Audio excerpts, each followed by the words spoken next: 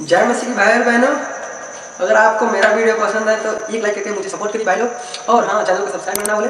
तो चलते हैं, वीडियो स्टार्ट करते हैं।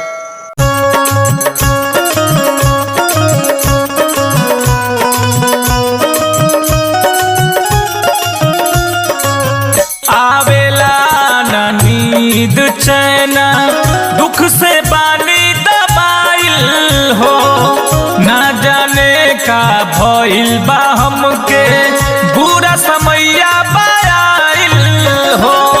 प्रभु जी के शरण में आजा मोर भाई, प्रभु जी के शरण में आजा मोर भाई। तमिल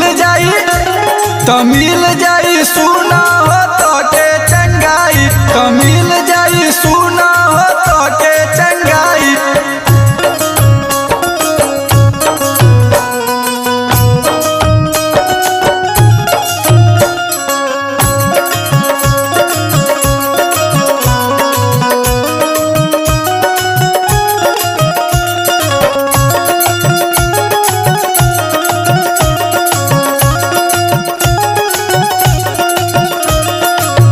नाम रोज भजल करो यीशु जी के नाम के, प्रभु बनई है तोहार सब काम के।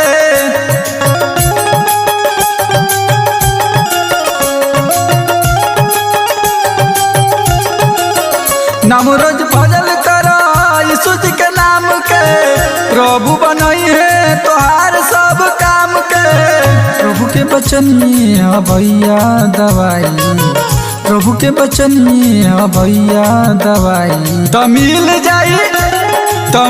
जाई सुना हो तो के चंगाई, तमिल जाई सुना हो तो के चंगाई।